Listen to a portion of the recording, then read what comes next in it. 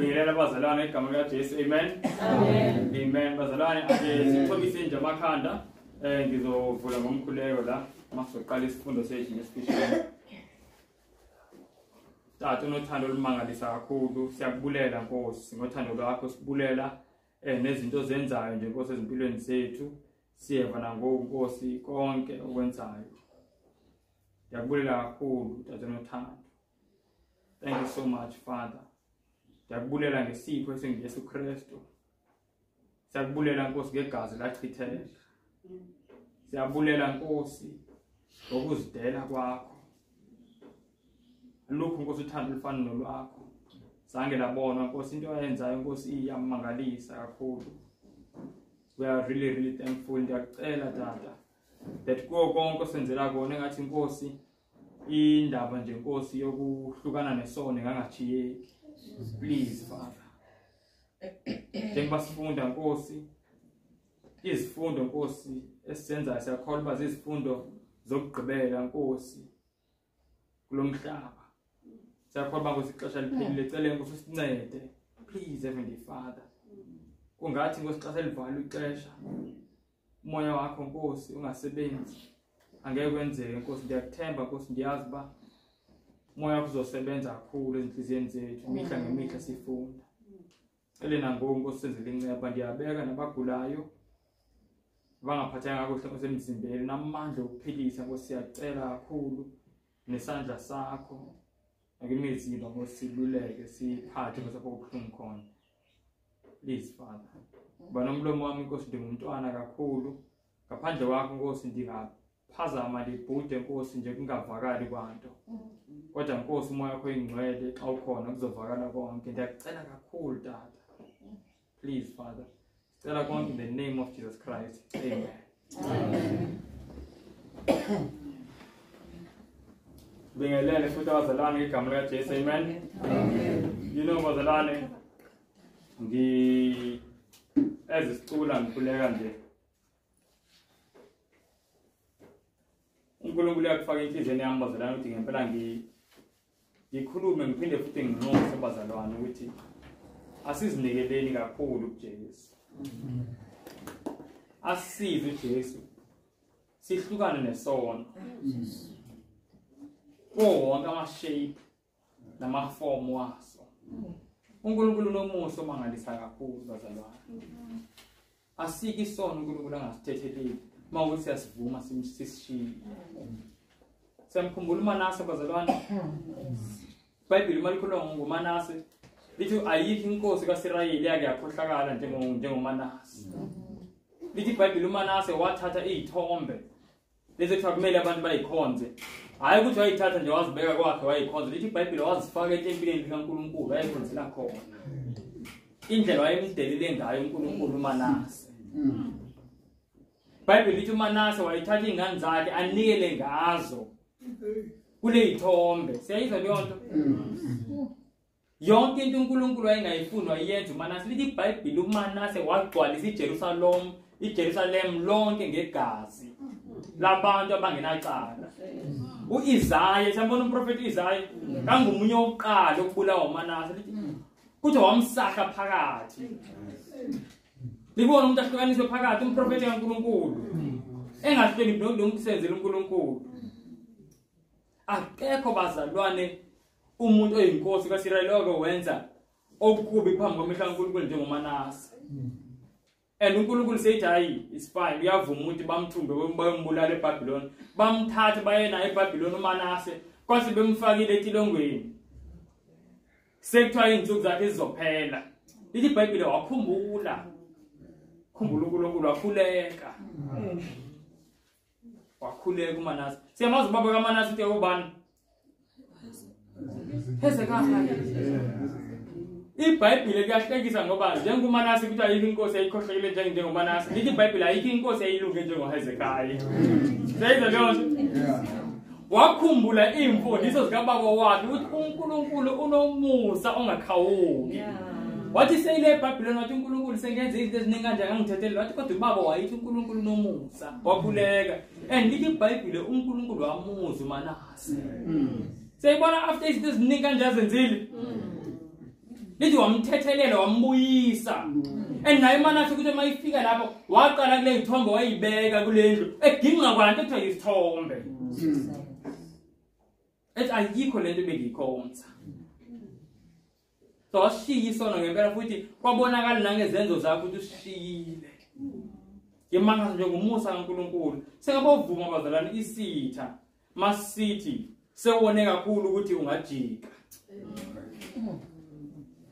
akekho la kuthina nge angikholwa ukona kuthina oke owning ukudlula uManase bangakho bo prophet asithi futhi senze ngempela ukuke wone kakhulu nje awusathetheleleki bangakho ba prophet ukubabulana abekho uManase lithi iBhayibheli wagcwalisa iJerusalem lonke ngegazi elingenacala siyabona umusa kaNkulunkulu bazalwane lewona inkinga yazi inkinga yini uyithi uNkulunkulu asemazi kubonakala lokho kubonakala ukuthi sizitshela uNkulunkulu mhlambe siyizindawo sisithethelela futhi kubuye kubonakala nangokuthi nathi asithetheleli sayibona leyo bazalwane manje uNkulunkulu uyakufaka inhliziyo nomuntu anginxuse bazalwane sihlukane sona i-sacrifice eyenziwe izulu ukuthi bazalwane sikwazi ukuthola intethelelo inkulu kakhulu singabambeleli ngisona ngiyanxusa ngempela kakhulukazi kuthina esisebasha siyouth usathane bazalwane uyayisaba iyouth ingakho ihlasele ngamandla kangaka ngathi angasiza uNkulunkulu sihlukane sona asisize uNkulunkulu bazalwane asiyeni sizofunda ngehealth so into esiyibona namhlanje upart 2 wesifundo sa last week namhlanje sibuka ngaze ngithi manje sibiza lesifundo ngathi i-vaccine yezulu lena amen ngoba ngisho i-vaccine into abathi kumele sijove ngayo ukuze ungaguli ukuprevent ukugula siyakhumbula last week ukuthi safunda isithembiso kwincwadi Counsels on Diet and Foods la uNkulunkulu athi uthembise ngayo ukuthi he has pledged himself to keep the human missionary from sickness masi cooperate naye uthi uNkulunkulu ufunge ngaye uqobo ukuthi uyakwazi ukuthi asibambe asigcine singaguli mawukuthi nathi sisebenzisana naye so into esifuna uyifunda namhlanje ile cooperation sebona bazalwane sifuna ukufunda le cooperation isenzane step by step bazalwane sicathulisana nje so sizofunda namhlanje but before siyifunde ngiyathi njalo uhlele kunomuntu onombuzo masifunda ngehealth othi kanje lana ngoba sisenkonzweni why sifunda ngezempilo ayisini eBhayibhelini asiyeni incwadi eMaroma sibuka ukuthi why uNkulunkulu ethi sifunde ngezempilo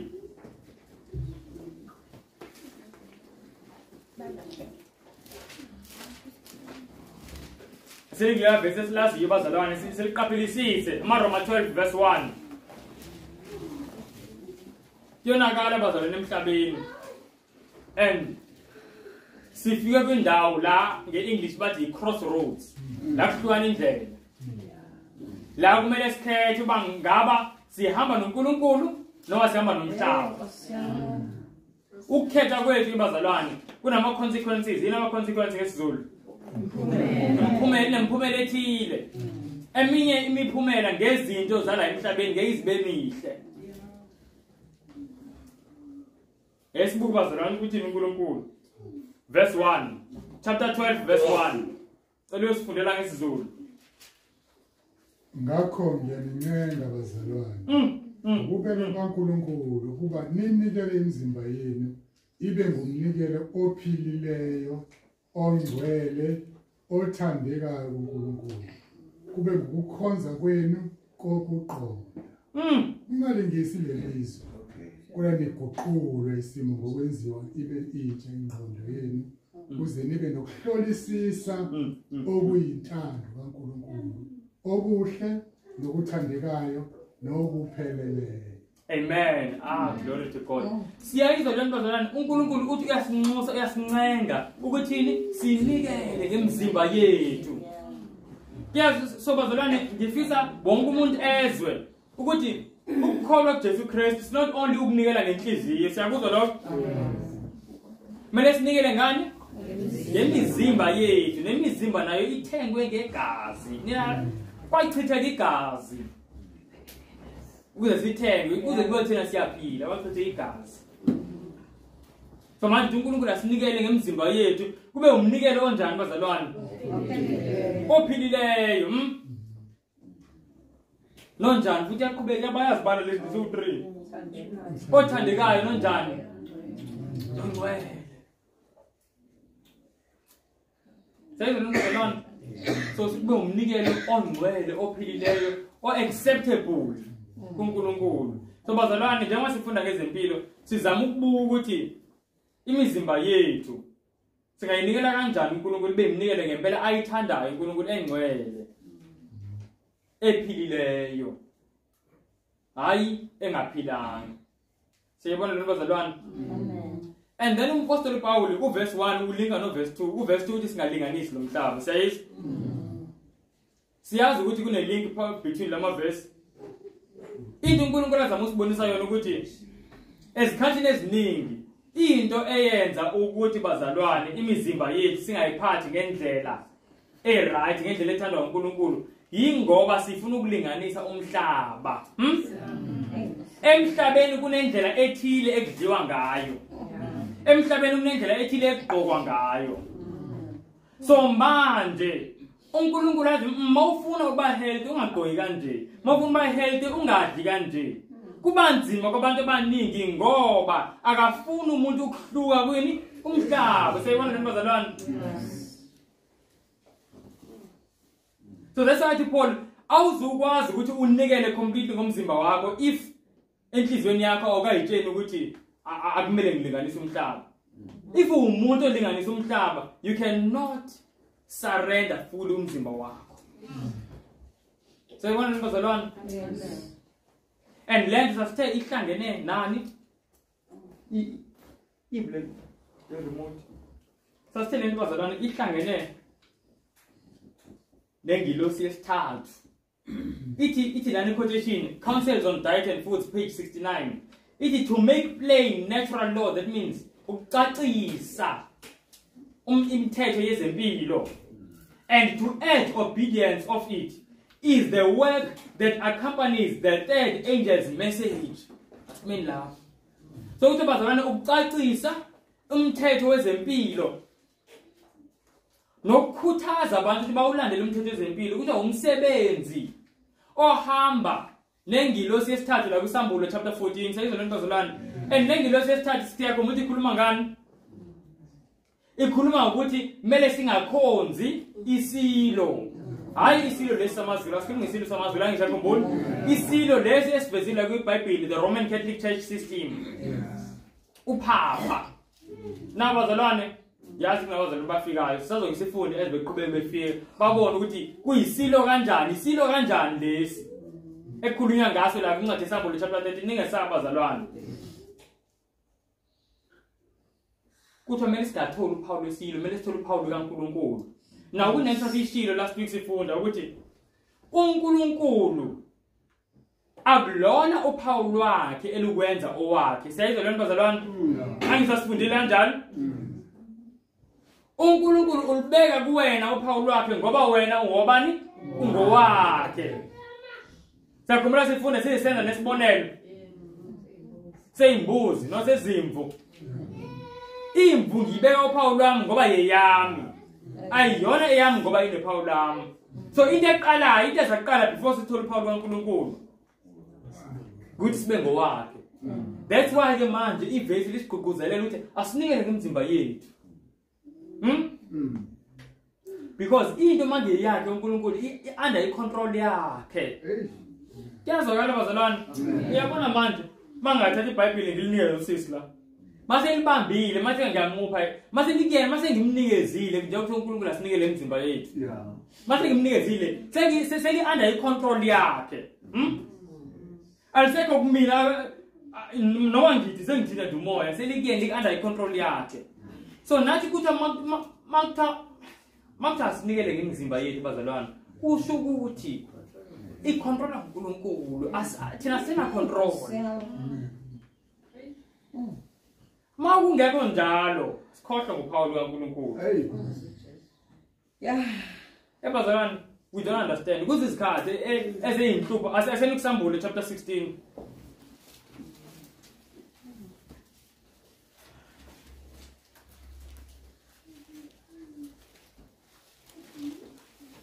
Sifuna sibone something before singene nje la.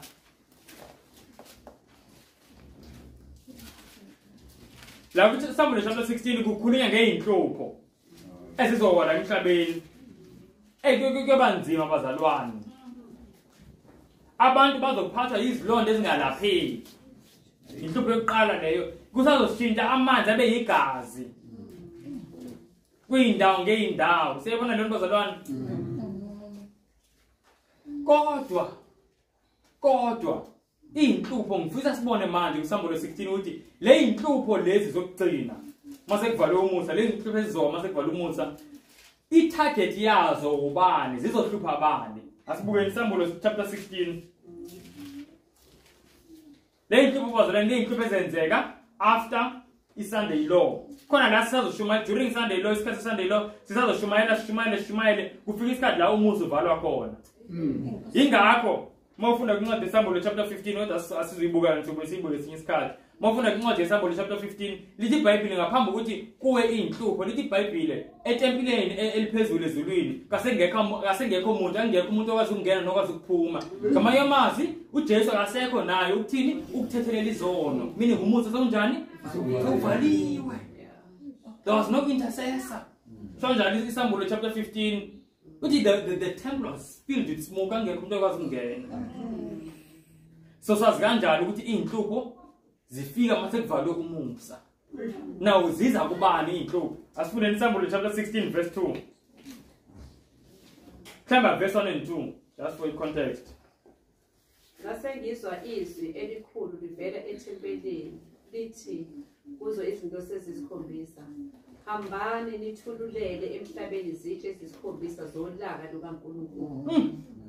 Eyokuqala yayake yathululela isitsha sayo emhlabeni. Kwase kuvela isilonda esibi esinobuhlungu kubantu abanophawu lwesilo nabakhuleka kumfanekiso waso. Amen. So bazalwane ukuthi inhlupho zizohlupha abani? Abanophawu lwesilo nabakhuleka kumfanekiso waso. So uma ufuna le inhlupho ezizofika very soon. Mawufuna singakutholi yini okumele avoid? Isono, uphawu lwesilo. And mozo avoid uphawu lwesilo, mele uthole uphawu kabani? And mozo uthole uphawu kaNkulunkulu, mele ube wena okabani? Umzimba wakho nenhliziyo yakho ibe under control kabani? kaNkulunkulu. Kuyazwakala bazalwane? Amen.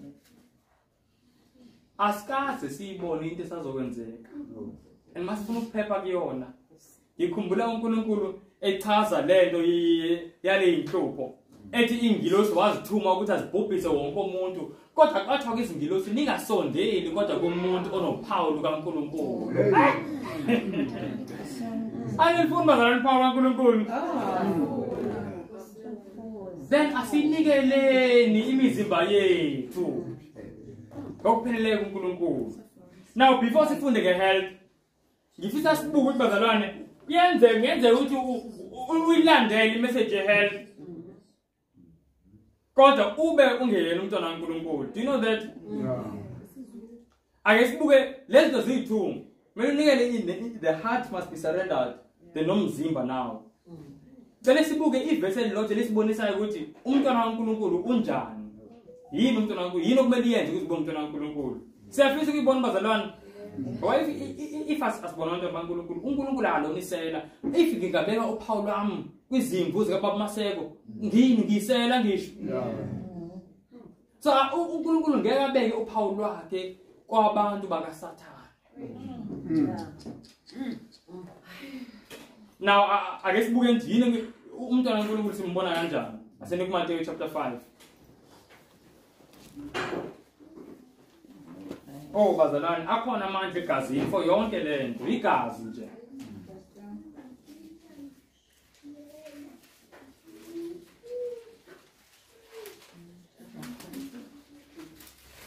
Ayisibukeni something.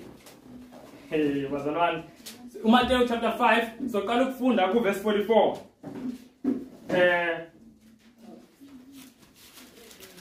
Sifunda verse 44 no verse 45 just to save time. Verse 44 and 45. Ozosifundela ngesiZulu aphakamisizwe.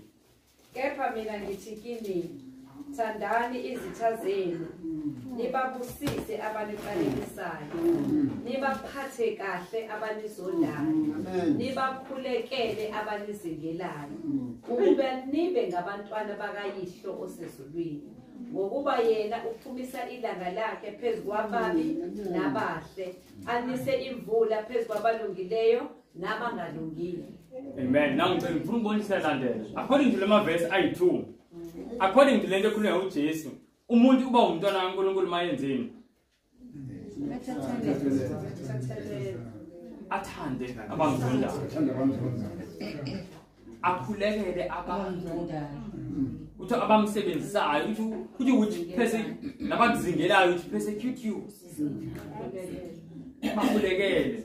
And abantu abakuyuzayo, isho kanjani na English? Ubonjalo uyangiyuza manje. Ngokuza la kumina mayifuna usizo kuphela. Yabazona ngicela sibe practical, very practical. Do you know uyazi ukuthi umuntu oyisitha sakho yini? Thina as amaKristu, manje umuntu oyisitha sakho, akumele kube umuntu wena omzondayo, kumele kube umuntu yena okuzondayo. Isitha somKristu umuntu onjalo.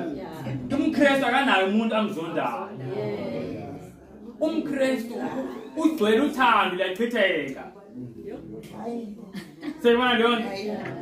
Uyabona mawufunda ku Ministry of Healing, khona incwadi Ministry of Healing ku page 37, ikhuluma ngoJesu ngothando lalichitheka indlela ayigcwele ngayo kuyena. Ithi Christ came to the earth and stood before the children of men with the hoarded love of eternity. Sayizwe leyo nto? Makuthiwa hoard, ukuhoda ukuthini? Ukubamba. Kuthiwa uJesu ngesikhathi efika la emhlabeni kungathi weza nothando olalibanjiwe ligciniwe kusukela unaphakade ligcina isikhathi eside lokho listorishwa mayifika la emhlabeni ngolithulula lonke. Ebona le explosion yothando. And then the quotation yaqhubeka ithi, and this is the love that through our connection with him we are to receive, to reveal and to impart. So kuthi nathi lo luthando singaba nalo lo luthando lukaJesu. Sakumele sibe nomuntu esimzondayo. Isitha sethu umuntu okuyena ozonda thina. Noma kuthakhulekele makuthanda umuntu okuzondayo. Ngikhuluma ngento egenuine bazalwana. Asimhlawumbe umakhelwane yamazi umakhelwane akafuna ukubona. Athi umakhelwane mayigulelwa ingane ukhuleke. Ukhuleke kuze lebazalwane uzihluphe ngempela ngomuntu owazi ukuthi uyakuzonda. Masingakafiki lapho ngisho noma ayilandela yonke le health esokhuluma ngayo ke umuntu kaNkulunkulu. Sayibona bazalwane. So sengisho ukuthi usathana angasikhohlisi. Usathana unjalo vele. Uyakwazi ukuthi enze umsindo la ewindini kanti uyongena lapha emnyango. Akwenza ukuthi unake lento kakhulu ikhohlwe leya. Sayibona bazalwane. So bengifisa sikubone lokho now asingenenike kule ndaba yehealth. Imizimba yethu kumele siyisurrender. We need to surrender our bodies. And must surrender our bodies. Naso statement. Sasisibonile la last week. Ngicela usifunda slow bazalwane ngoba ngiyazi ukuthi ezinye izinto ngoba sesizijwayele akulula ukuthi sizishintshe so bese ngimane ngiyiphinda. Lona ngu Selected Messages volume 2 page 293 ithi there should be nothing put into the human system that would leave its baleful influence behind. Angiphoze lapho. Kuthi ayikho into kumele siyifake emizibeni yethu ethengwe ngegazi ezobuye ishiye ukungcola kwayo emuva lapha emzimbeni. Ngithi mhlambe mase ngiphuze iphilisi lekhanda kodwa selisala liyamosha kwenye indawo. Sayibona leyo nto? Yebo ikhanda seliphilise liyamosha kwenye indawo. Sayibona bazalwane? Now sekuwes manje njengoba sesikhuluma ngalo mgomo weCovid. Besiqeda kuzwa manje ngogogo ukuthi ingane umzukulu ngisho gogo umzukulu uthe egoma qeda goma ukuthi ama-organs omzimba aqala ukufeyila. Yebo kusengenzeka ukuthi lo mgomo lo yomsiza ngenzeka ukuthi makufika iCovid ayimenzi lutho. Kodwa ama-organs afeyilile manje. Ngizama ukubazalwane imithi lomhlaba inama-objectives, inenhloso ethile. Iphilisi lekhanda liyakwazi likusize for ikhanda. But lishiya omunye umonakalo emuva. Sebona ntombazana, so as abantwana bakaNkulunkulu kumele sizifundise ngomusa kaNkulunkulu ukuphila without lama medication. And njengoba ngikhulumile last week bazalwane, siyakhuluma into engayikhulumile ngathi la umuntu engakayitholi alternative, asithi mhlawumbe umuntu ngizenza isibona, asithi mhlawumbe umuntu une-HIV akayazi i-alternative ukuthi yini enye natural. Ngoba sasifundile isifundo sokuqala ukuthi uNkulunkulu uthi asithatha izinto ezinatural ezingawulimazi umzimba. But if kunomuntu unesifo esithile and akayazi i-natural remedy for leyo nto, angisho ukuthi akayiyeke leyo. Siyibona leyo nto leli philisi usuke limsiza ngaleso sikhathi. But into ekumele ayenze, kumele akhuleke, afunde kuze athole ukuthi yeyiphi replacement ehambiselana noNkulunkulu, ngoba le mizimba ithenge ngegazi. Amen. I've seen so many people bazalwane ngempela kuyenzeka abanye abantu abadala onye abazinga ezempilo bazofakaza. Baningi abantu baye bagule, thothi umuntu ugulile omunye aphathwe njengoba nje bomhlanga aphathwe Alzheimer. Do you know ukuthi Alzheimer amaphilisi la oshukela ayakwazi ukuthi after some time umuntu aphathwe Alzheimer. Seyibona lo bazalwane, and uyakwazi ukuthi umuntu futhi amaphilisi wonke ke ayigcineni wonke azala izintsweni. Seyibona lo bazalwane. So the more sisihlukanisa into ezingcolisa umzimba the better. Kodwa i-topic esikuyona manje yilo mgomo we-COVID. Buka bazalwane bathini, ngicela ukubonisa lethi besikhuluma emini. Kuthiwa manje umuntu akusenelanga ukuthi athole imigomo eyi-2 kuphela. Njengoba abantu bethi second jab, kuthiwa manje kufuneka ijab yesikhathi yesithathu, ayisibukeni.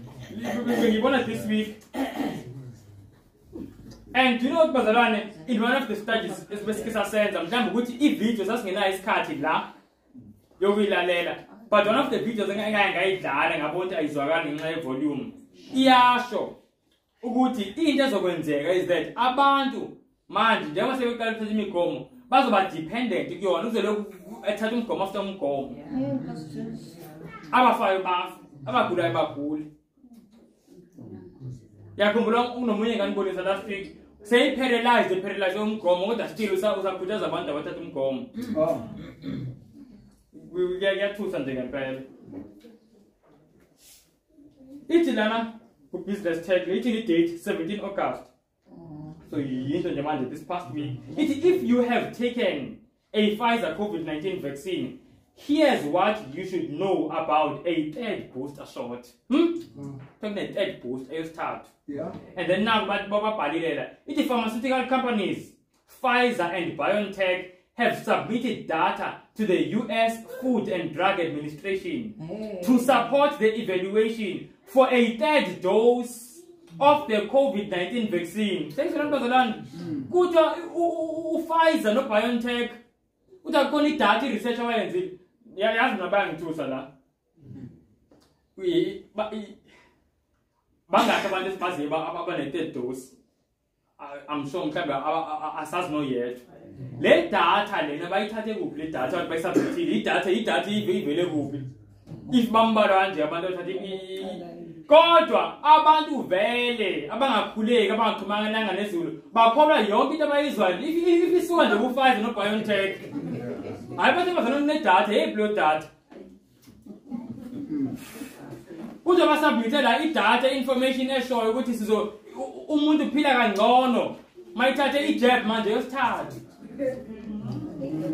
Babethi eqaleni kudingeka only 2 manje seku-3. Ubani bazalana ngaba sivaleke kanjani amehlo? If ngizothi kuwena ngizothina if mhlambe ngizothi kuwena yazi ukudinga iphilisi elilodwa kuphela ukuthi ube right kodwa lamaphilisi asikawathembi kahle and then ngelinye ilanga ngithi udinga kahle kahle sengibonile ukuthi azokusiza awu-2 le nto kumele ikutshele ukuthi ngilifunda ngawe ngilifunda ngawe Yes. and bazalwane umzimba like ngempela sengikhuluma iqiniso mina ngicabananga nodokotela ngicabananga namuntu ngisebenzela izulu so manje into engisho bazalwane ukuthi umzimba othenga ngegazi ungawuvumela kanjani ukuthi ube experiment because my experiment ubona Yeah. What the whole world? Experiment of someone. The company said in a statement that the people who received a third jab of the mRNA vaccine showed a favorable safety profile and robust immune responses. You know why people feel that? Bayabona into abayenzile ibasiza abantu bayagula while bethathe the first 2 jabs. Seyithi manje akuzibe right athathe isithathu. Na bazalwane siyabona umhlaba uyangakuphi. Na ake sibukeni ukuthi uNkulunkulu uthini yena. Last week safunda ukuthi i-health yomuntu isegazini angisakhumbula. Yes. The life of flesh is in the blood. Lapho sayithola ku Leviticus chapter 17 verse 11 lo. Ukuthi kuze ngibe ne-health right, kumele ngibe negazi right. And kuze ngibe negazi right, kumele ngidle ukudla okunjani?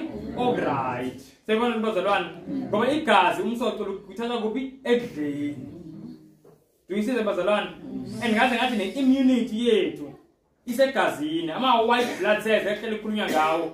Njengoba kuthiwa blood cells, it's because ama-cells wegazi.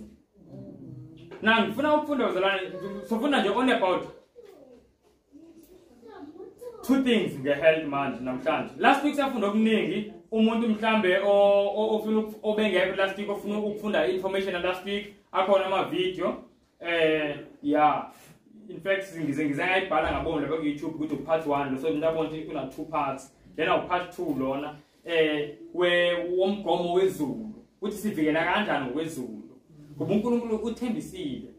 Bazalwane, masebenzisana nani? Uyakwazi ukuthi awugcine umzimba wethu in a healthful condition. Thina ebalekile sisebenzisana noNkulunkulu. Singazami ukulinganisa umhlaba. Ezinike esizenza silinganisa umhlaba. So sizobuka 2 things. Into engizoyibuka bazalwane. First of all, ukugayeka kokudla. Ukubaleka kokugayeka kokudla. Asidlula. Lesikhathi sakuzona yazi bazalwane, you know when ngivezile lo asisikhulume ngalokho. Into ebengifuna ukuyisho ukuthi njengoba besifundile emini uMateyu 24 verse 7. uMateyu 24 verse 7 osho ukuthi kuzokwenzeka izizwe ezizovukelana, kuzoba khona ukuzamazama komhlaba, kuzoba khona nobhubhane umhlaba wonke. It and then after that verse 9 uthi mase okulandela lokho ukuthi sizokhaphela. Sizozonda izizwe zonke ukuthi sizobulawa. Uthi bayomkhaphela osizini banibulale nokuzonda izizwe zonke ngenxa yegama lami. Bazalwane, nayi into ezayo. Now I'm asking mina wonke umuntu ohlela endlini, uma ngaba angikwazi ukunikela umzimba wami just nje ngezinto ezidlukwayo, ngiyunikela kanjani umzimba wami la masiqala iSunday long? Kusho ukuthi vele ngiyomphika uJesu ngoba ngisaba ukufa. Yakhumbula isithombe sasiveza bazalwane, ingoba siyangithusa kakhulu. Umuntu edonsa inzipho ephila. Into eshiwo iyodwa umphika uJesu. Hlukana nesabatha lakhe. Isabatha yilona elisibangela izinkinga manje. Kuze kube nje yingoba abantu bagcina isabatha. Leli lamaJuda. Bazobesha kanjalo nje uPhapha uzosho kanjalo ebantwini. Siyakhumbula? Ukuthi njengoba bonakala emhlabeni uPhapha into ezoyisho ukuthi uzoxuba iqiniso nani nabantu. Iqiniso lithi liqiniso leli. Lezi nkinga zenzeka ngabantu basuka eNkulunkulu. That's true. Every problem is linked to that. Suka kuNkulunkulu. And then amanga azowafaka ukuthi sibuyela kuNkulunkulu ngokuthi sigcine isonto. Kanti isonto bazalwane alike eBhayibhelini. Isuke likhona eBhayibhelini lesikhombisa sabatha. EBhayibhelini there are more than 31,000 verses. Akhona elilodwa ivesi elithi akukhonzwe ngesabatha. I mean elithi akukhonzwe ngesonto. Akhona elilodwa ivesi elithi isonto lingcwele. In fact, out of all the 31,000 verses eBhayibhelini, amavesi akhuluma ngesonto, the first day of the week, I think awu 8 or 6 or 8 sengikhohliwe. Can you imagine leyo nto? And alike lithi akukhonzwe ngesonto. So usuku laNkulunkulu lisabatha, and bazalwane into engisho ukuthi masingakwazi ukunikela ngemizimba yethu manje kwizinto esizidlayo, sizonikela kanjani ngemizimba yethu masekenzeka kanje?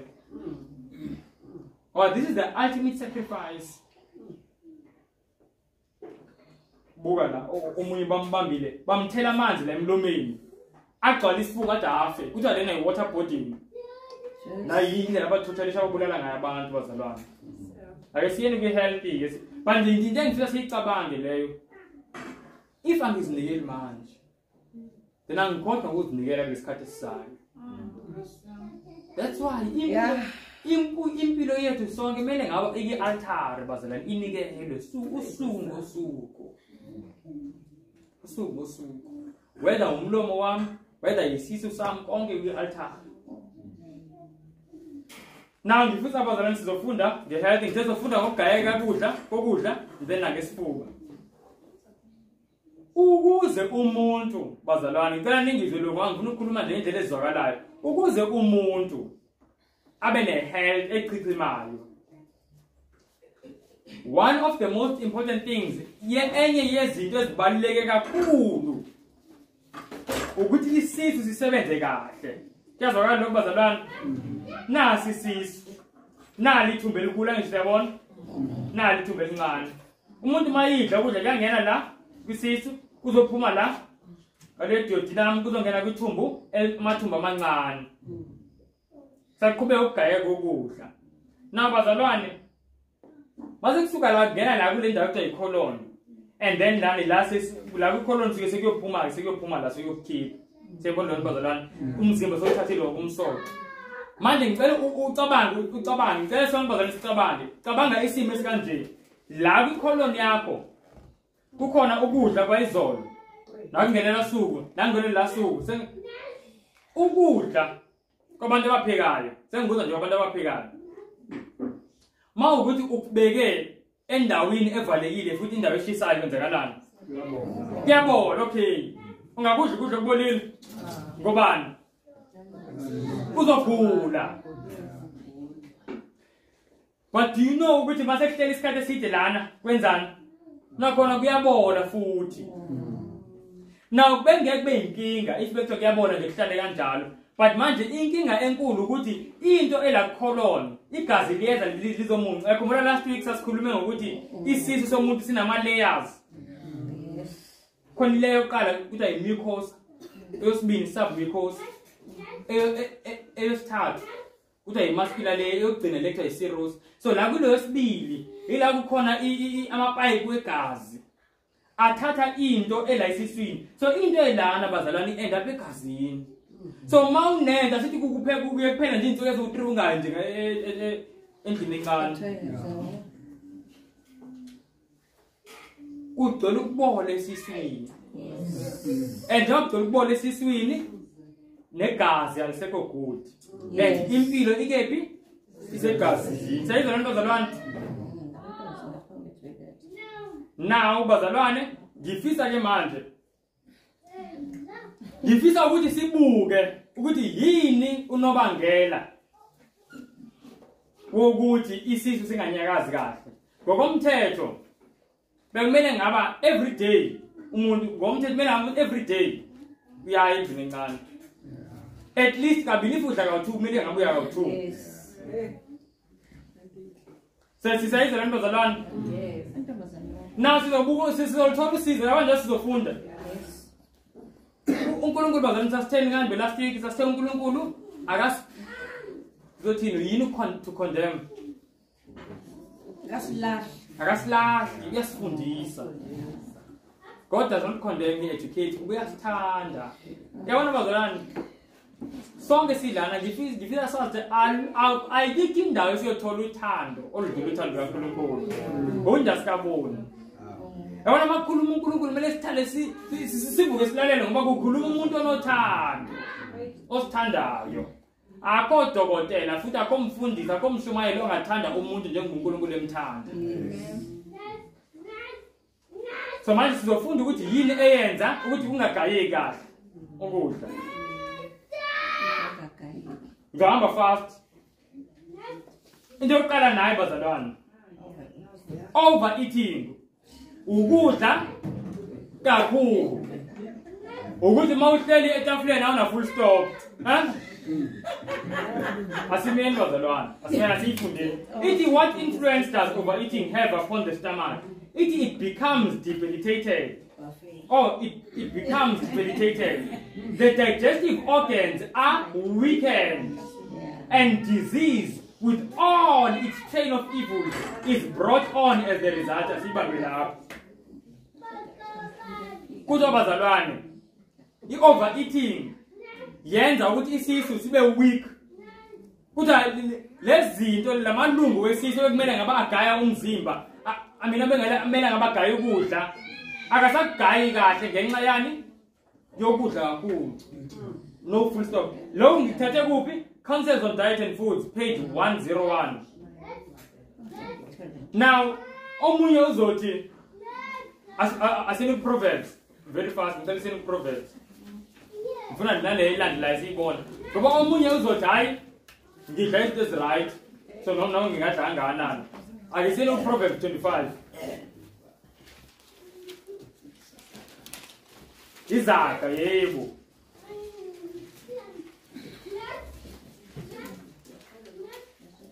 Bazalwane. Sisahamba sonke. Yabo manje ngiyabona la kwelam Bible sofunda verse 16. Ngiyabona ukuthi awu highlight wanje ngifaka ipeni ngifuna ukufaka i-circle la ukuthi ngilo ngithola leli verse. Izaga 25 verse 16. Kale sifunde bazalwane. Uma uthole izinyosi yidla okwanele wena. Funa udinwe ubuye uhlale. Senze lonke. Asizweni bazalwane nayi principle sifunda yini uNkulunkulu yazisifundisa ngani? Usifundisa ngama principles. Izinyosi siyazidina ngisho. Ihani. Ihani is good. But uthi even nalento good yidla eyanele wena. Yes. Hayi over. Uthi amayi over izokwenzani? Na bazalwane. I saw it bazalwane ngempela.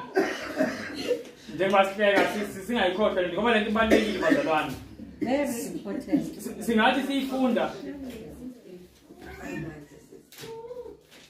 uSathane do you know into ayenzile uSathane ukuthi asikhohlise ukuthi izinto zomzimba sibalekane. Ingakho abantu abaningi makufundwa ngehealth vela hayi lana kufunda spiritual ayiphathelene nokusiliso la bazalwane. uNkulunkulu akazolibeka uphawu lwakhe into engeyona yakhe. Ngimile lapho.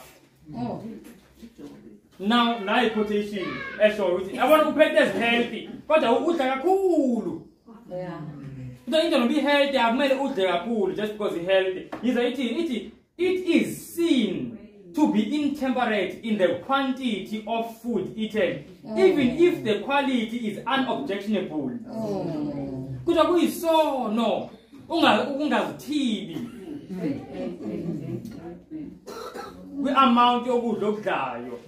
Ngisho noba i-type yokudla i-right kuyilefu noNkulunkulu. Awuvele uhlala ukudla kuhlafuna ngenxa ukuthi hayi ngizinto right. Hayi phela ngidla almonds. Many feel that if they do not eat meat and the grosser articles of food, they may eat of simple food until they cannot well eat more. This is a mistake. Many professed health reformers are nothing less than gluttons. Uthi abantu abaningi bazitshela mabedla ukudla right then bangadla nje until kuze keshona ilanga besidla. So bazalwane bengicela ukuveza futhi again lo into yokuqala engifuna siyifunde eyenza ukuthi kungagayeki kahle ukudla siswini ukudla kakhulu. Ukudla kakhulu yokuqala lesi saya kwezinye. Mawudla kakhulu uzolimala ngokwesisu. And mawulimala ngokwesisu ungagaye kahle ukudla kuhlala isikhathi eside lento ebolile ingene egazini. Ingakho kuthiwa kunento ekuthiwa i-auto intoxication. Ugcina manje sekungcolile umzimba wonke. Sekunama-tumor ongawazi ukuthi asuka kuphi. Asuka la esiswini. Nginamathumba ngwazi asuka kuphi. Yabo? Ngigcine ngine-cancer engazi isuka kuphi. Angaze ngibheme, angaze ngithini. Kanti isuka la phakathi kumina. Yes. Siyibona bazalwane. So isisu kumele sinyakaze. Ungakhululeki isisu singanyakazi. Alright. So overeating kumele siyisabe. That's good for nothing. Kumele siyisabe. In fact, ma overeater ngoba since ukudla ngagaye kahle. You know ma overeat since ukudla ngagaye kahle, nomzimba wakho awutholi umsoco oright kulo kudla. Do you know ukuthi umuntu onga overeat, umuntu odla ngokwanele, uyakwazi ukuthi again iweight akhuluphale ame kahle kunomuntu o-overeatayo. Ngoba lo odla kakhulu akusagaye kahle sokuhlala la isisi nothi ngene egazini. Siyabona lo kanti lo odla okwanele ngaleso sikhathi kuyangena kahle egazini ngoba kuyagayeka. Yazi ngizothi isibonelo yini? Mawuzama manje uthatha ispoon esodwa ufaka ispoon emlomeni. Kuhlafune kahle. Kuyohlafuneka kahle. Bese then ukhe mhlawumbe ipune ezo-3 ngesikhathi esodwa egcwale lapho. Uyohlafuna kuba nzima. Okunye kuzogcina okuyugwinya sengahlafunekanga ngisho njalo. So ma overeat kwenzeka leyo nto esiswini. Siyastretcheka to i-capacity la asakwazi ukugaya kahle. Amazinyo la emlomeni akakwazi ukugaya kahle uma kugcwele kakhulu. Siyibona leyo nto. So nasesiswini agaye kahle uma kugcwele kakhulu. So bazalwane kudinga ukuthi sikwazi ukuyithiba. And iBhayibheli kumaGalatia 5 verse 22 no 23 sithi ukuyithiba esinye seyithelo zikamoya. Akekho umuntu okwazi ukuyithiba engasizwa umoya ingcwele. So mawuzothi hayi lena into ehealth angadinga ukuthi ngikhulekele uyohluleka. Mawufuna ukuphila ngendlela uNkulunkulu esiphile ngayo nakwezempilo kumele ukhuleke. Ayisibuke nenye. Lena bazalwane i-exercise. Exercise is important to digestion and to a healthy condition of body and mind. You need physical exercise, huh? So second thing, siyithola lena ku-Councils on Diet and Foods page 102. Kuthiwa into edingekayo bazalwane to i-digestion yini? Ukuyilolonga. Exercise. Now ngiyazi ukuthi esikhathini eziningi especially komama kuyengabikho lula uku-exercise ngoba uthi ubambe izinto zasendlini uyavuka uyapheka uyathi sisi-round and indlonke kodwa kumele uziphe isikhathi sokuyowalka. Last week safunda ukuthi exercise the best exercise uNkulunkulu asinike yona ukuwalka. Just walking. uNkulunkulu uyamangalisa. Lezi zinto ezibaluleke ngempela vele azenzibe lula kakhulu. So bazalwane exercise ibalulekile. Ngicela sizwe nale. Mhlambe abanye bethu ngenze bayenza especially uma umuntu ofundayo kakhulu. Ithi to engage in deep study or violent exercise immediately after eating hinders the digestive process. Siyabona leyo nto bazalwane. Kuthiwa ukada kudla nje manje. And already manje sewuthatha izincwadi ufuna into ezinzima to engage in deep study. Ukada kudla ukuthi it hinders the digestive process. Why isenzeka kanjalo? Ngoba kuze digeste kahle bazalwane ingqondo isukisela ama messages kuma digestive organs ukuthi enzeni. Manje ingqondo mase uyifuna ne concentrate kwenye into seyayiphazamisa. Yabona leyo nto kunokucabana manje. Kunama signals kumele ngaya lapho kodwa niyaphazamisa ngoba ufuna wena uthi ukufunda uconcentrate kwenye into ethile. Kuthiwa kumele singafundi into deep masiqeda kudla. Second kuthiwa kumele singenzi i-vigorous exercise. Nto ngithi ngiqeda kudla sengenze ngiyogijima sengenza ama push ups. Yabona leyo nto ngoba bazalwane ma exercise igazi eliningi liza kuma muscles nasesifubeni kuthola nje oxygen. But mawuqeda kudla igazi lifike lidingeka kephi la esiswini lizolanda lokudla okugaye kahle. Siyabona bazalwane. So akumele senze lezi zinto lezi. So mawuqeda kudla ithi lana into kumele siyenze ithi but a short walk after a meal with the head erect and the shoulders back straight. Exercising moderately is a great benefit. So masiqeda kudla into ekumele siyenze is just taking a walk. Yebo sime siqondile. So bazalwane sibaleke yokuqala overeating yesibini exercise. Agaye ukudla makenze kanjalo. Na enye ngibhalile lana fresh air bazalwane angisazi uyifunda. Kubalekile for digestion kudingeka i-fresh air futhi. That's why ngiyajabula ukuthi la njalo sihlele umoya siwuvulile very important bazalwane umoya. Whether kubanda noma kushisa ama-window avuliwe especially nama ulala even if uzawavula kakhulu ahlala kodwa e-cracked nje kancane if mhlawumbe kuyabantu. Hlala nje i-cracked so that for i-circulation. Now asingene kokunye. Ngiyadlula bazalwane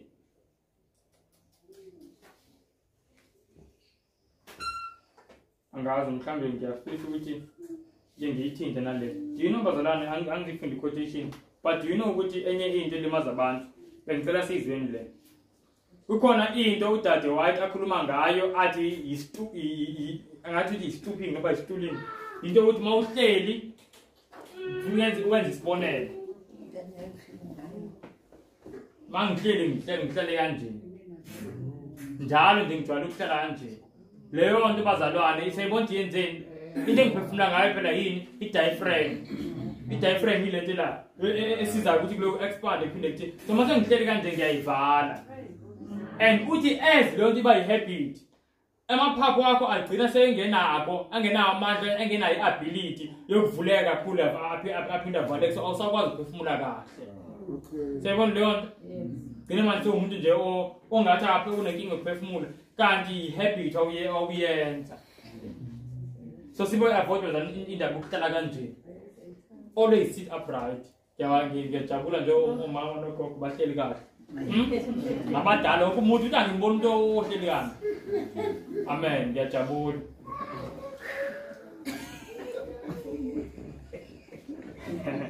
All right. So stay ukudla overeating, lack of exercise, lack of fresh air ziyasibulala in terms of ukugaya kokudla. Then ezinye emazalwane zingithiya ungizobule ngizibhale nje kuphela. Nenye into eyenza ukuthi ukudla i-digestion ingenzeki kahle is if ukudla kwami njalo ku-liquid. Ukudla nje ongamanzi njalo. Tonje mina ngidla into eziningi ngidla amasuphi kuphela ngidla porridge kuphela angifuni ukudla nje okuqinile njenge-rice noma isitambu. Siyabona leyo nto bazalwane. Lethi ihambe iklimazi uNkulunkulu wasidala isisi ukuthi sigaye ukudla. Siyabona leyo nto. So into eyenzekayo mase sinezinto ethambile ama-digestive organs nawo ayathamba ngamanye amazwi alahlekelwa amandla wawo. Angenza isibonelo. If uNkulunkulu ungidala ukuthi ngiphamise into ezisindayo amandla azohlala ekhona mangiphamise into ezisindayo kodwa mase ngiloye njalo ngiphethe into ezilula. Siyabona leyo nto. Ngiyothi elinye ilanga sengithatha lesindayo ukuthini kungisinde yabona kungihlula. Siyabona bazalwane. So into esimile. So la enye into le liquid ukudla okumanzi ukudla okushisa kakhulu nako ukuyilimaza i-digestion. Ukudla kubanda kakhulu nako akho right.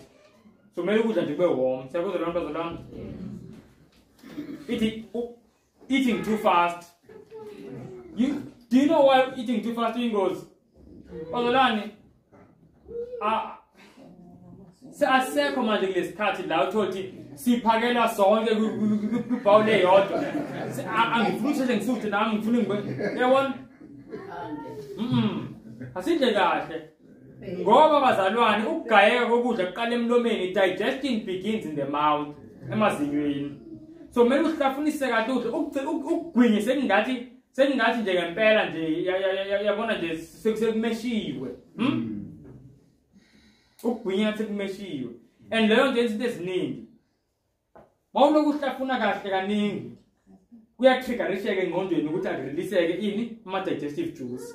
So if umuntu ozijwayezile nokuthi ulokusheshe ayikho leyo nto etshela ingqondo ukuthi akulo kuphuma juice azogaya ukudla esiswini. But the more uhlafuna that's why uNkulunkulu wasinika amazinyo. If ayithanda uNkulunkulu angasinikeza amazinyo. So ulandele. So bazalwane usingadli too fast. I-anxiety ne-stress ukuphatheka kabi bazalwane nakuyayenza msho abazalwane bayazi. Ngoba uma uphatheka kabi nje kwenze uma uphatheka kabi angisho iqiniso kwenze into eziningi. Ingakho lithi iBhayibheli Kwizaga chapter 16 verse 22. Lithi a merry heart does good like a medicine. Lithi inhliziyo ejabulile iyasiza okungathi umuthi. Ukuloku ujabulile nje. Sembona babaseyo nje emdala kanje, uloku ehleka kancane kancane uyahleka. With a merry heart. 21. Awani funa za bengithe 22 singalibhala nje bengazi yakulo.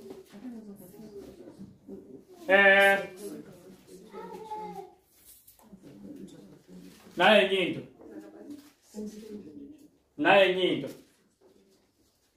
nyinto bazalwane. Complicated combinations. Okay. Into nje ukuthi ukudla kwenza umuntu ugayeke yila ma combinations are complicated. Kungathi ukudla kumele last week sifunda. Ngathi ngatala ku simple as possible bazalwane. Njange uthi nje ngiyadlula nje ngespeed. Uyabona lento ukuthi sifaka konke lokhu. Bazalwane. Ngoba uNkulunkulu uyaveza lo njengangimile manje ngithi ngikukhuluma. Singaphathekanga. Sizwe uNkulunkulu uyasithanda, uyasifundisa. Uyabona kunama complicated combinations enye into eyingozi bazalwane. Yizo ispice no rocks. No raja. Zonke lezi zinto siyabona lezo zinto bazalwane. Into right ukupheka ngayo ngama herbs. Kunomehluko between herbs, ama-herbs nama-spice. Ama-spice anezibongo, kwaye uma ulifunda semuva sinezibongo sazo. Siyabona leyo? Ama-herbs, uma uyi-parsley, ku-right. Uma yi-coriander, iyona injalo, no-salt u-right futhi. Kuno-salt o-right kunomunye, like Himalayan salt i-right. Siyabona u-salt lo kodwa kuba pink ey'tolo. Hayi bazalwane ushipile 16 rand cabanga. Time le abazalwane baspenda 20 rand nje befona nje befona umzukulu hayi sithole nje lo sawuto opink bazalwane ngoba sewukhohle ukuthi ayihimele salt ufika esitolo uphike ukuthi ucela sawuto pink so lama combinations enye into ebulalayo lama combinations yizo lezi spices ezifakwayo so izinto zingaba simple as possible izambane sibonke izambane ke le sasikhulumile ngendaba yoshukela last week. It be sky tinting things. That's like teen. Very, very dangerous. Bazalan, do you know what is obesity? Lolo tenesil puzayo. Later a pasteurized milk, my founder. And it's used by a double, triple pasteurizing antibiotic. But I moved to my clinic at Pulu. Obesity Bazalan, all the is a liposuction and the calf gets sold. In Konya. Mawini inkonyane kalilabisa ibebefite khona incwadi bengiyifunde benze experiment ayazi yafi inkonyane mabefite labisa. So the best milk kumuntu asithi ngempela for some reason ubona ngathi kumele aphuze ubisi. The best milk yilo lemakhaya. Manje bazalana ubisi asilidingi ngoba ubisi lezingane. And ubisi lezingane yilo lisokumawayi ingane. Siyabona lonto ubisi lenkomo Lenkonyane. siyabona le bazalwane and sizofunda esifunda ngesifuba ukuthi ibisi lenzani esifubeni but nazo ezinye izinto ze digestion ngicela nje sizibuke enye bazalwane into yenza ukuthi ingagayeki ukudla kahle ukuthi ifiber ingabikho ku diet now ifiber yini yilo kwenza ukudla kube brown siyakhumbula last week ngangithe asikhiphe konke okumhlophe sikureplace ngokunjani ngokubrown bazalwane benginxusa ngempela yazi ngize ngiyazibeka la kwi line ningangibuza nokungibuza bazalwane indawo mhlambe la ngatholakala mhlambe o brown rice abashibhile siyazama sibacingise sibathole bazalwane vele izinto zempilo zizodinga effort yabo kudinga i-effort ukuzoshintsha izinto nomabele lapho inokwabox abazalwane amabele abeshiphe bengithukile yabo so zikhona indawo izinto ezitholakala lula bazalwane kuba ngathi manje ngi-advertise box advertise ukudla okuphilile bazalwane mina ngi-advertise izulu so izinto zamuthi zibe brown and besikhulume last week ngempuphu ebrown le amabele and then ne-yellow lezo impuphu ngizithanda ngoba ayenziwa lento ethiwa ukurefine le ukuthi bakhiphe lento nomsoco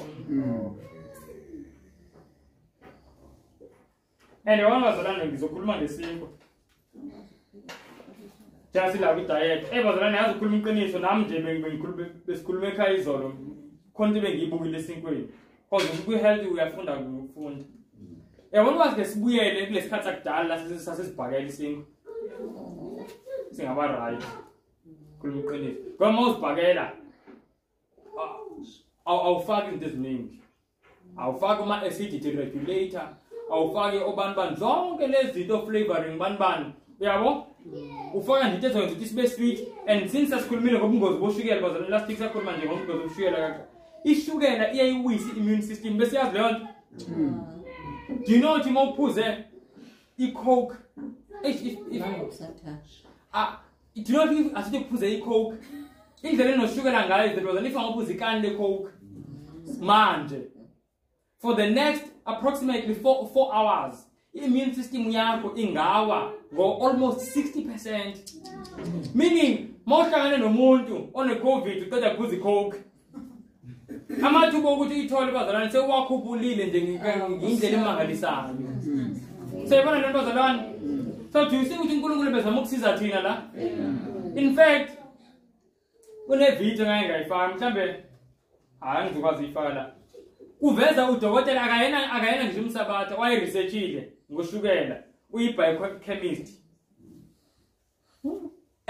bemangele useyikhehle uyasho ukuthi for the past angazi 30 something years ukagule kayi-1 ephathi nje umkhuhlane kayi-1 for the past 30 something years bambuza wenza kanjani wathi into yokuqala ushukela into yokuqala wayisusa ushukela and then yosibini wathi ngoba i-biochemist uyazazi izinto eziyingozi and yakwazi ukuzenzela his own healthy supplement isebenzisa ama-herbs zonke lezo zinto seyibona lento bazalwane but into oyibala ushukela baze bambuza yazi ngithanda amakhehle wamakhehle akasenandaba nokujabulisa abantu nje seyezikhulumela iqiniso bambuza bathi okay hostele besezindabeni mawucabanga-ke mhlambe ushukela omngakanani ovumelekile nje ngelanga oright wambuku lela khehle lambuku mama wathi nani wathi not even 1 teaspoon bahleka lajulela ikhehle bahleka bathi bayaqeda ukuhleka bathi ayisho wathi yes nani wathi nasi the same thing yena uyithole ngokuresearch ngokuya kuma-microscope thina siyithole kumoya wesiprofethi bazalwane that's why last week ngangithe bazalwane masilandele umoya wesiprofethi i-health ela moya wesiprofethi sizohlele njalo siphambili kunezinto ezaziwayo la emhlabeni izibonelo ziningi hayi bazalwane ngiyayibamba nje la amanzi okay namanzi nawo kumele siphuze amanzi awanele nayenye into emanzini bazalwane kubalulekile ukuthi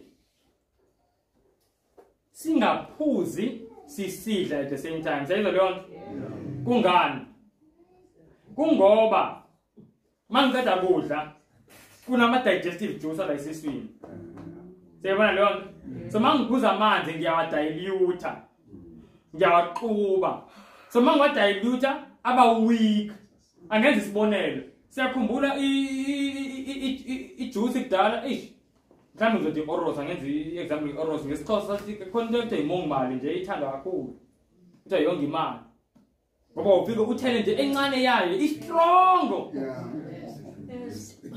mhlawumbe i-esto noma yini ifike ukuthi ithele encane yayo and then uthele amanzi and then uphuma ijuice yabona abanye bathi ul-8 bazalwane amen siyazibamba manje uthele encane yayo then uphuma ijuice so if uyiphuza if ongithethe lezo zinto kanje ngangayizama ngisemncane ngithi ngifuna ngize nje iyodwa i-strong ubani mayodwa kuze kuhlula but ayisabikho strong uma sengiyixube namanzi ngoba seyidilutekile siyabona lento bazalwane so nalana kwizinto ezidala ukudla o-hydrochloric acid no-pepsinogen ziningi into ezenzeka lana yabo so mase ngizidilutha ngamanzi nazo azisabikho strong ngale ndlela kumele ngaba zistrongo ngayo kuyazwakala bazalwane so that's why akumele sithi eat and drink at the same time. Sayibona le nto bazalwane. So the best thing nayi nje at least ama-restaurant amaningi amanye ayibambile at least ngancoma la. Uphuze mawuzizwe ukuthi nxanike uphuze before udle. Yeah. At least 30 minutes before udle. Sayibona lo manje at least uphuze before udle even if ke asemhlambo u 30 minutes for some reason now but uphuze before udle. The best is at least 30 minutes. Wazi ukuthi nje amanzi because manje ashadlula esiswini. Njengoba abe kumnandi lenkonzo indlela isidla mnandi ngabazalwane. Khona no juice. But manje ujuice mele siqale ngawo. Siyabona leyo nje lithi siyafunda. Yebo. Siqala ngawo ujuice. Why labazalwane besalindile? Sibeza bobaba na ujuice. Baqale baphuze. Nawo baba ngoba bekhona kufunda bazocomplain abathi hayi bo nasinika ujuice manje so sehlisana singakadli. Bobaba bajela ukuthi kanjalo kanti bazalwane sesifundile manje ngokaNkulunkulu. Okay. Kala ngawo kuseva ijuice. Baseva amanzi. The best is amanzi. But let juice right, it's fine. But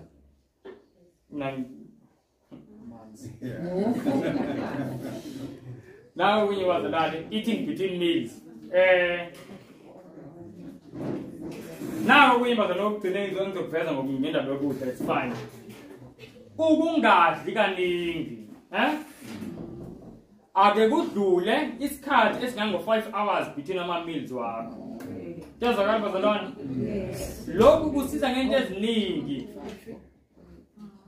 5. Yazi ukudla kuhlala at least depending ukuthi ukudla okunjani. Kuhlala at least 4 hours esiswini. And then the other hour, lelinye hour, lokuthi i-rest system. Sayibona bazalwane? So uNkulunkulu usithenile kuMoses prophet at least 5 hours between ama meals. So akekho umuntu la thina kumele ngaba udla more than 3 times ngosuku. Athi mina ngidla ngo5 ngosuku. Hawu. Seku 25 hours phela lo. Adla nosuku. Sebona bazalwane, uNkulunkulu uyasifundisa ngoba uyasithanda. Uyabona lo uthanda. Do you know kunomzalwane bengitshena mhlawumbe uyoyibona le video. Akhonza nasenkonzweni but mina kangimanga sometimes abantu bayiqalayo lento bavele bayithathe bayithande kanjani laba kade bayibona bayayinyanya indaba ye-health ngibe ngithuke ngithini because i-health message I've shared with so many people no one time ngayishare even umfundisi onamanye abadla amaningi le ngako-Richards Bay akayena ngisho nomsabathi ejabule kanjani lo mfundisi yamthanda uNkulunkulu ngathi ngisakhuluma wabefona bazalwane yazi sihlele sithi siyathakatha siyazithakatha thina yile lesizifaka kuthina emzimbeni yethu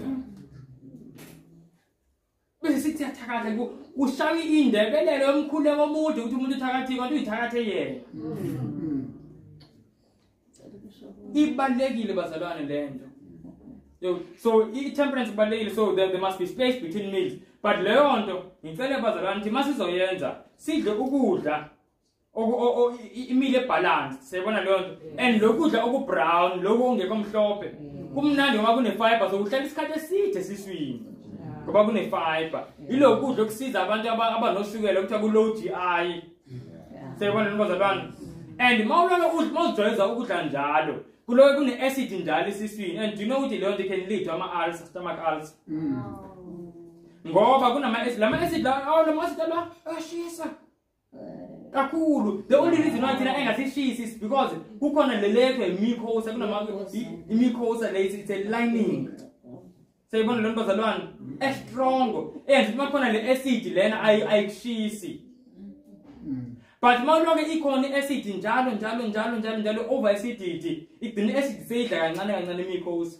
and then igcina manje seyidla manje kwisisu uqobo sekunesilonda seqala kuba buhlungu sekune-stomach ulcer siyabona lento bazalwane noma ngokunye uma kune-acidity eningi ube nento ekuthiwa i-reflux siyazi i-reflux la sithina isishisa nesishisa la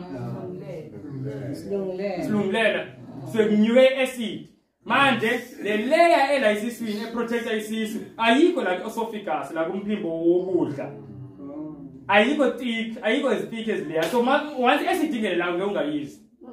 So acid la bekumele ngabe ihleli khona ngesiswini. But ngenxa ukuthi abantu badla into eningi, sisifuthe kakhulu sekugcwale acid ikhuphuka. Wona ukuthi iacid iningi kakhulu.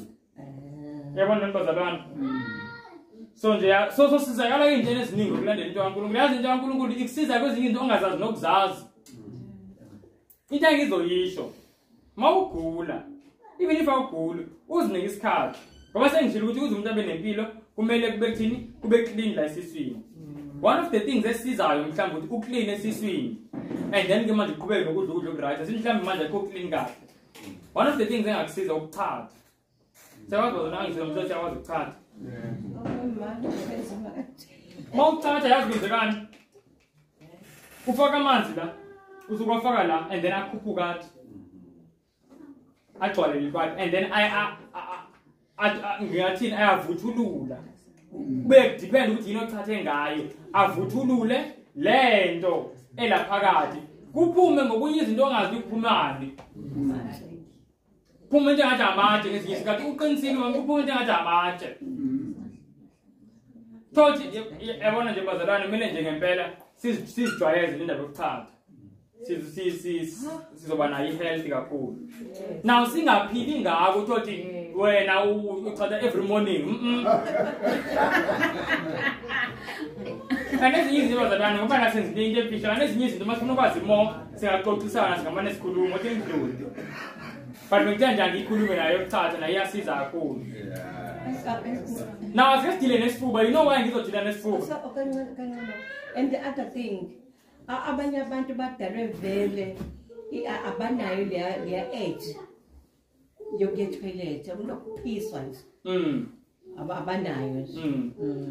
Yeah, bazalwane, you know, abantu abaningi abangenayo i-age yokuphisa esingeke babona abaningi babo. Yingoba benza lezi zinto esiqeda kuzifunda ukuthi abantu bangazenzi. Abaningi babo. And then abanye kusuke kunenkinga ngesibindi ngoba le esingesenzi igama manje lingeze lisisize sonke. Kodwa kunegama ekuthiwa i-peristalsis. La i-peristalsis la yebo le movement le yokuhamba kokudla la ku-intestinal tract yabo. So yona i-peristalsis isizwa izinto ezine-fiber, ingakho ngilo ngikhuluma into ezi-brown. Ofuna i-peristalsis ibe right and then isizwa nokuthi isibindi sakho kumele sisebenze kahle. So mawunenkinga nesibindi sometimes uba nayo inkinga ne-peristalsis. Siyabo ugcine sewungayi kahle ngasese. Yebo bazalwane. Now ezinye izinto nezinye bazalwane mhlambe siyomane sikhulumisana amacaleni. But bengithi asike sithi ubasic lona. Ubasic bazalwane. Asimlalelini uNkulunkulu sizothola ukuphila okumangalisayo. Like we'll really be healthy. We'll have energy, we'll be healthy. Kathi ngisho nabantu abagijimayo bayazi into engikhulumayo. Abantu bagijima marathon akayogijima chathanga. Do you know that? Uyazi ukuthi abe ne-energy, kumele athini? Kumele isisu sibe clean. Why ke ngizofuna ukuba ne-energy only for a marathon? Why ngingafuna ukuba energy nje throughout impilo yami? Siyabo? Now bazalwane. Now bazalwane ngiyazi asibuyeni. Ngiyazi musese enjoy health, ngiyajabulisa enjoy. I see this fubeni here manje. There's something I want us to see. Nasi isifuba somuntu. Sizohlala ke la kancane. There are only like 2 slides la ya. And then siqedile. Bazalwane, isifuba ngiyasithinta ngoba ubhubhane losidila nawo. Into odila nayo isifuba ngisho. Yes. Ukhasela isifuba sabantu. Now this is basically the respiratory system. Khona ephezulu respiratory system lephezulu la then bekhona engaphansi. Namhlanje ngidinga ngale ngaphansi. U-A lo ilento bathi yona lento bathi larynx. I-voice box lesibambale nje kanje yona bazalwane. And then lona ke kube umphimbo womoya uB lona le area yethu uB umphimbo wani womoya ula ningibuye bazalwane umphimbo larynx le umphimbo womoya wona uyehle and then lana lanje sekufike mayi-1 kuthiwa yi-bronchus and then maziyi-2 bronchi. So andikaze nize ukuthi abantu baphethe i-bronchitis kusuke kunenkinga nale miphimbo le 1 and 2 le esuke ebranchayo manje esuka kulo mphimbo womoya i-trachea ingene manje kumaphaphu. So i-bronchus bazalwane iyahlukana kaningi-ke manje kuba izinto ezincane kuthiwa ama-bronchioles. Siyabona leyo nto? And then le ekugcineni kwama-bronchioles maningi ama-bronchioles kuba khona into ezinje amasaga kuthiwa ama-alveoli. Mina kodwa thina noma sikhumbule ukuthi amasaga la masaga yiwona ukuthi mawuphefumula kugcwala umoya emasakeni. Noma ngiphefumula kugcwala umoya emasakeni noma ngikhipha futhi ngikhipha into lapho. Niyabona ukuthi lana khona ini la masaga asurroundwe yini ngathi imithambo kuhamba igazi around la masaga. So igazi lona i-oxygen lithatha kula masaga la siyibona leyo nto bazalwane then lihambisa umzimba wonke. Yabo? And then ne-carbon dioxide igazi lima liyikhipha emzimbeni liyikhipha through la masaga and then uyikhiphe-ke. Siyibona leyo nto bazalwane? And that's by the way bengicela ukusho ukuthi akuphumi mawuphefumula uyikhipha into akuphumi i-carbon dioxide kuphela kuphuma konke kunye ukungcola. Yingakho noma makunenkinga esiswini sometimes uba nomlomo onukayo. Don't uqubhu kuze kuhlebuke isiqubhu bazalane kodwa umlomo usanuka. Siyabona leyo nto? Kanti inkinga kephi isesiswini. Siyabona leyo bazalane? So uNkulunkulu uyasifundisa ngoba uyasithanda. Don't uzokuthatha nje wawuthi yabona hawu umlomo usanuka. Usibese ushintshe i-diet. Now yini enhle umlomo unuka ingoba ezinye izinto lezi esibolile zisuke zisegazini. So igazi mase lifika la kula masaga liyashiya emasakeni and then wena uzikhiphe kanje uphefumula. Siyibona le bazalwane? So that's why kubalekile ukuthi bazalwane indaba yema-mask lento ukuthi sicabanga ukuthi sihlele usuku lonke la sigqoke ama-mask yonke lento kumele ngabe yaphuma ngebihlele emaskini siloke siyifaka futhi. Siyibona le bazalwane? Umuntu ofaka i-mask umuntu ogulayo ngokusebhayibhelini mawufunda ngicabanga ukuthi Leviticus chapter esenkundla ngathi Leviticus chapter 13 mangaphosisi umuntu ogulayo eSirayeli umuntu ogulayo uyena ofaka i-mask hayi abantu abaphilile. Siyabona leyo nto? And nakho wayifaka ivalela emlomeni kuphela akwazi ukuphefumula ngamakhala. Siyabona leyo nto? Manje mawuvala amakhala mlomo yonke into yonke lokungcola kumele ngabe kuyaphuma. Do you know why asithi mhlawumbe ubuphuza utshwala lunuka usikhathi eside ngisho noma sewudeshe ingane udeshe yingoba lisegazini. So as igazi lidlula la kuma-alveoli ezidlula la kula masaga leso smell leyo waste le manje iyaphuma encane yayo iyaphuma yabo. So basically uNkulunkulu uyasiza ukuthi la ngokuphefumula sikhipha ukungcola. Siyibona le bazalwane? So fresh air is so important. Imagine ukuthi manje asinayo fresh air la konke ukungcola esikuhlanganisayo kuhlangana ukungcola kwethu sonke la. So that's why fresh air is important for every home. So bazalwane, this is basically kwenzeka kanjena yiyo le maphaphu ithi ngiphinda ngichaze futhi la ku-A sithe yile rings ila kokok and then kube umphimbo womoya la umoya wehla khona trachea and then la bekhona i-bronchus la siyabona leyo la kuhlukana khona then bekhona ama-bronchioles yabo khona primary bronchioles, secondary bronchioles, tertiary bronchioles man ayahlukana nje maningi beka la masaga mancane bazalwane yiwona lo ukuthi mangena umoya yesabi emasakeni. Now ngicela ukuveza ukuthi kwenzakalani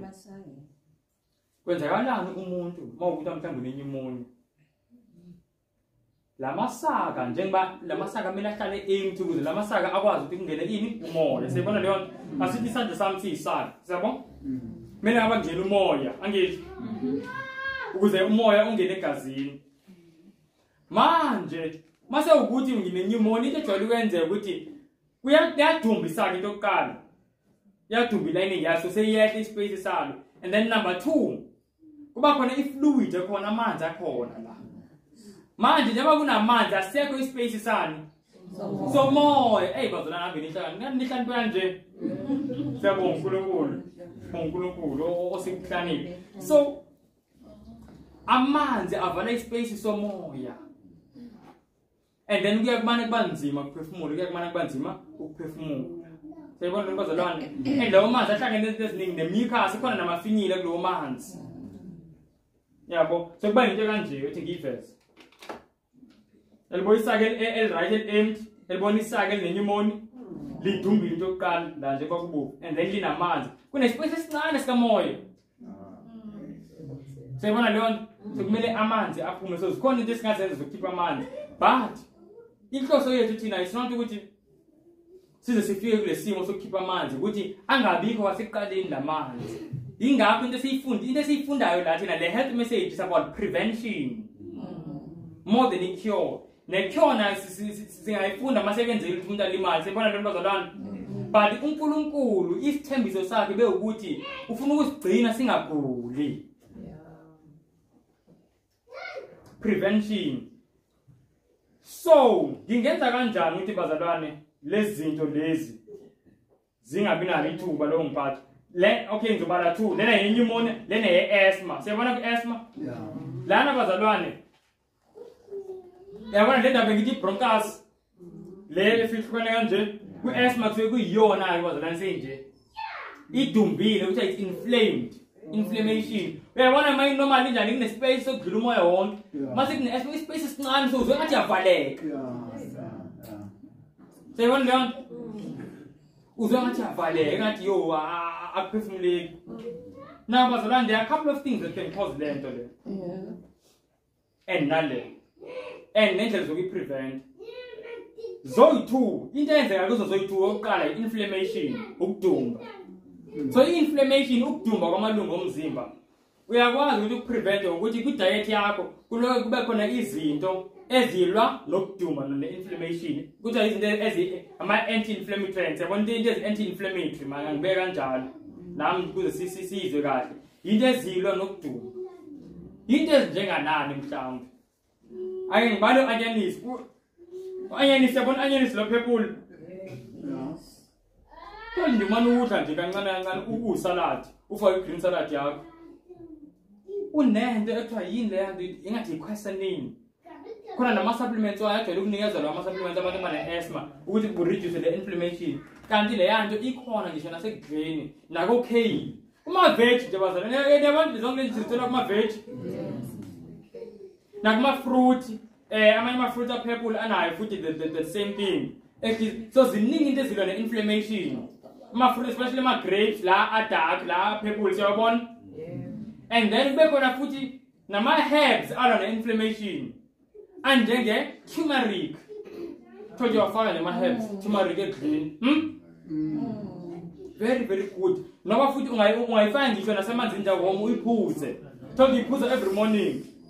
Thola njalo ekuseni mawuvuka nje angeze ibulale nje ngakuphilisa.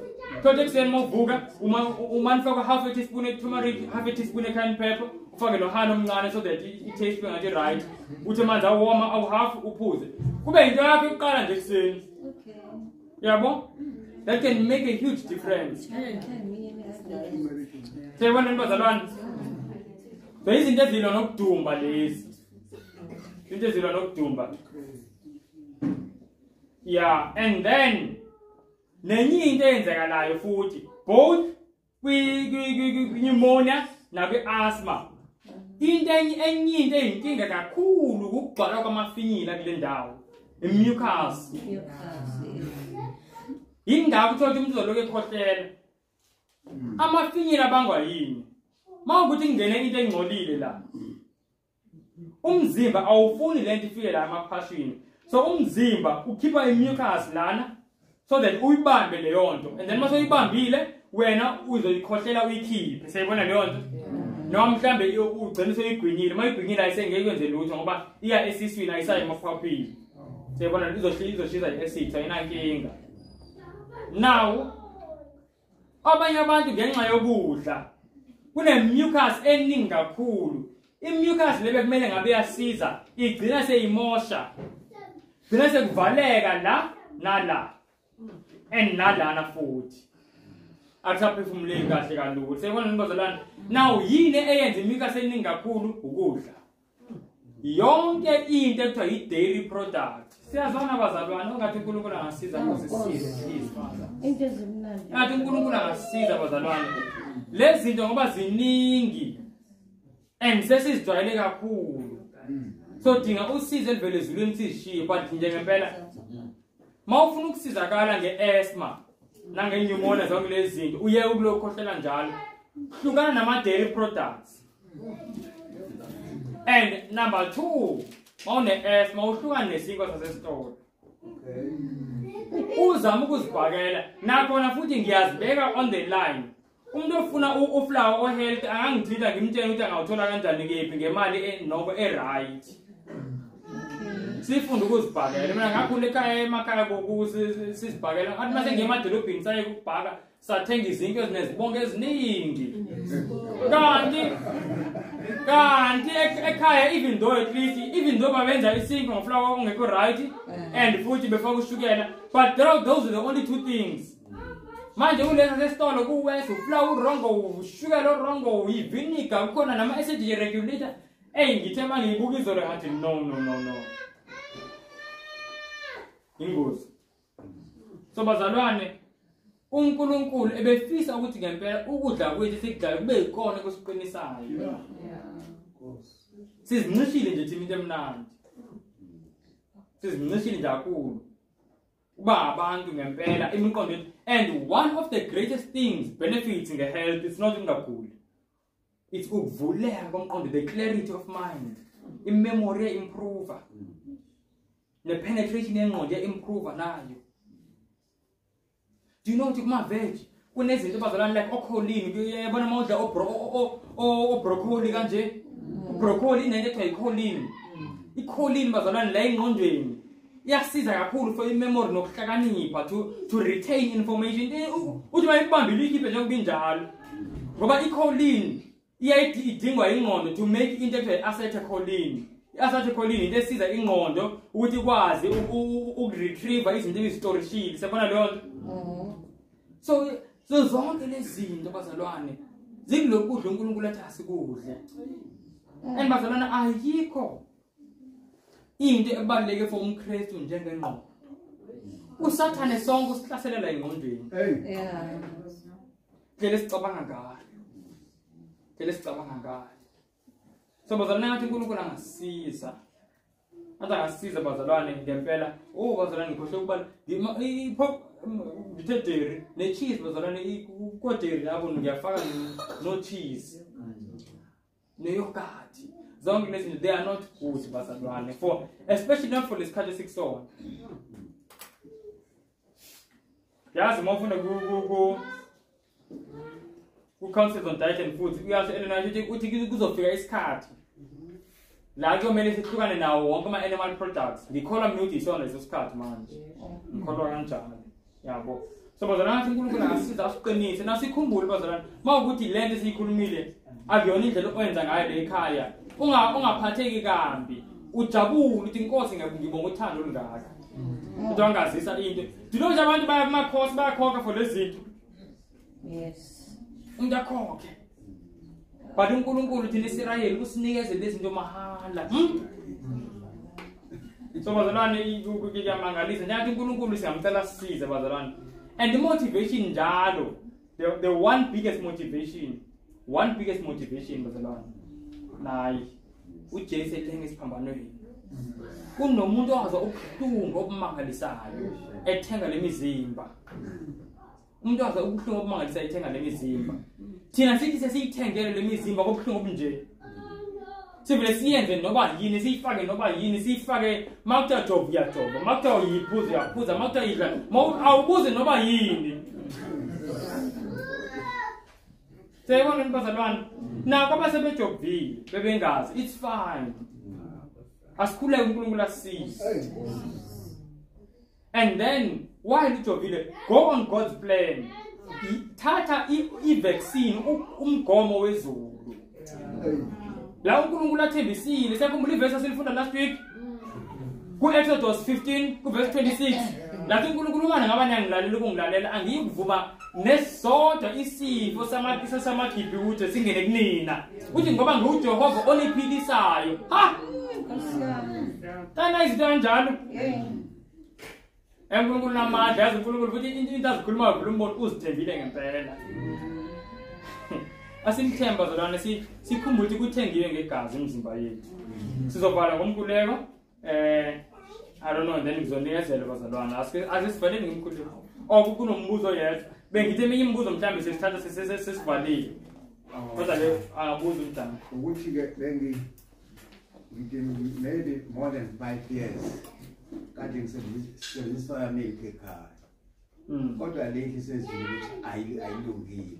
Mase ngicabanga nje mhlawumbe ukuthi isiprocessiwe. Mangase ngithenge mhlawumbe ama seeds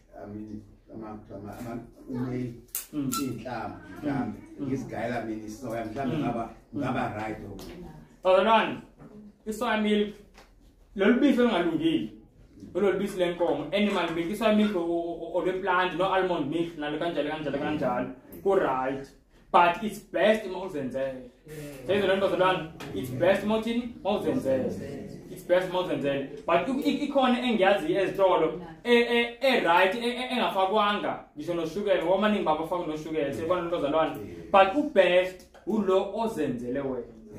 I always want to.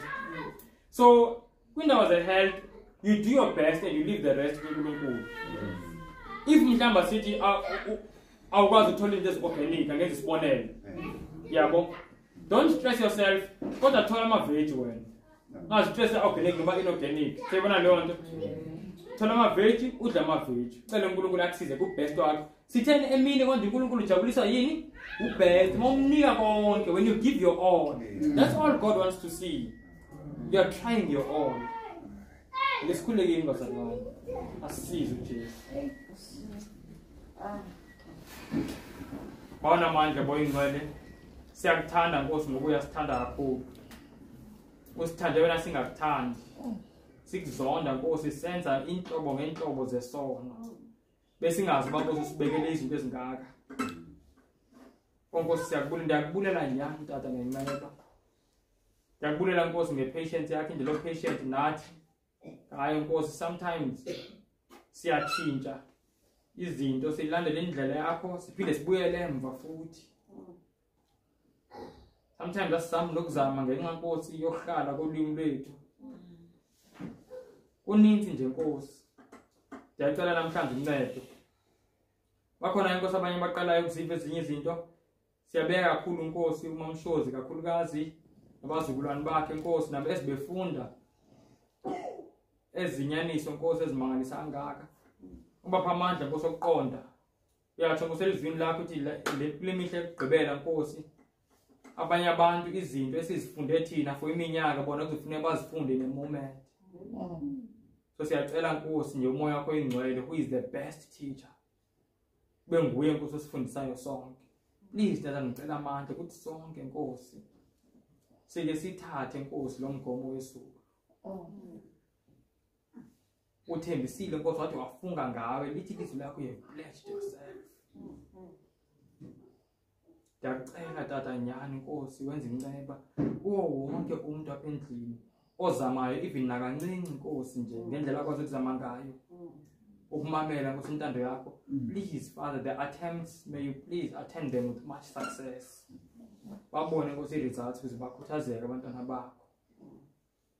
Siyakucela Nkosi siyakuthanda. Cela usixolele Nkosi apho singenzanga kuhle singathethanga kuhle. Sicela konke ngegama likaYesu Kristu waseNazaretha. Amen.